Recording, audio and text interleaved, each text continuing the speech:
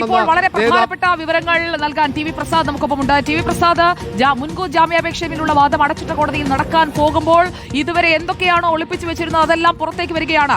ഇപ്പോൾ പോലീസ് നൽകിയിരിക്കുന്ന റിപ്പോർട്ടിൽ ഗർഭഛിദ്രത്തിനെതിരെ തെളിവുണ്ട് എന്ന റിപ്പോർട്ടാണ് വന്നിരിക്കുന്നത്. ബലാത്സംഗം നടന്നുവെന്ന തെളിവുകൾ നിരത്തിക്കൊണ്ടുള്ള പോലീസ് റിപ്പോർട്ട് വരുമ്പോൾ രാഹുൽ മാങ്കൂട്ടത്തിൽ ഒരു ലൈംഗിക അക്രമിയാണ് എന്നത് തന്നെയല്ലേ പോലീസ് സ്ഥാപിക്കാൻ ശ്രമിക്കുന്നത്?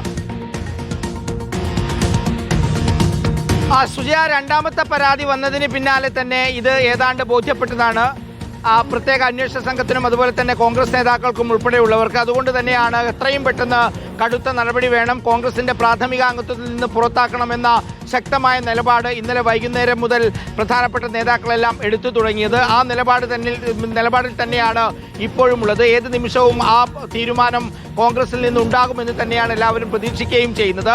അതിനിടയിലാണ് രാഹുൽ മാങ്കൂട്ടത്തിൽ തന്നെ കൊടുത്ത മുൻകൂർ ജാമ്യാപേക്ഷയിൽ രാഹുൽ മാങ്കൂട്ടം തന്നെ ഏതാണ്ട് ഇക്കാര്യങ്ങളെല്ലാം സ്ഥിരീകരിക്കുന്ന രീതിയിലുള്ള മുൻകൂർ ജാമ്യാപേക്ഷ സമർപ്പിക്കുകയും ചെയ്ത് ചുരുക്കത്തിൽ ആ പ്രത്യേക അന്വേഷണ സംഘത്തിന്റെ നീക്കങ്ങൾ കുറെ കൂടി സൗകര്യപ്രദമാകുന്ന നിലയിലാണ് രാഹുൽ മാങ്കൂട്ടം തന്നെ മുൻകൂർ ജാമ്യാപേക്ഷ സമർപ്പിച്ചത് എന്നുള്ളതാണ്.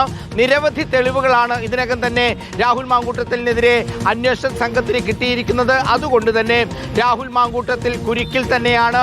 ഇനിയിപ്പോൾ മുൻകൂർ ജാമ്യാപേക്ഷ എന്തായാലും ശരി, അത് രാഹുൽ മാങ്കൂട്ടത്തിന് കനത്ത തിരിച്ചടിയാണ്. മുൻകൂർ ജാമ്യം കിട്ടിയാലും ഇല്ലെങ്കിലും അത് രാഹുൽ മാങ്കൂട്ടത്തിന് കനത്ത തിരിച്ചടിയാണ് എന്ന കാര്യം വ്യക്തമാവുകയാണ്.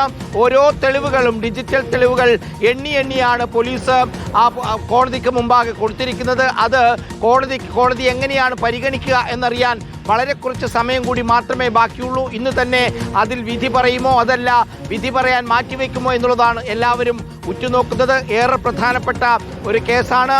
അടച്ചിട്ട മുറിയിൽ കേസ് കേൾക്കണം എന്ന ആവശ്യം ആദ്യം ഉന്നയിച്ചത് രാഹുൽ മാങ്കൂട്ടത്തിൽ തന്നെയാണ്. കാരണം കോടതിയുടെ പരാമർശങ്ങൾ പുറത്തു വരാതിരിക്കാനുള്ള നീക്കമായിട്ട് വേണം. അല്പസമയത്തിനകം പരിഗണിക്കുന്നു എന്ന വാർത്തയാണ് പുറത്തേക്ക് വരുന്നത്. സുജയ, ഏറെ നിർണായകമാണ്.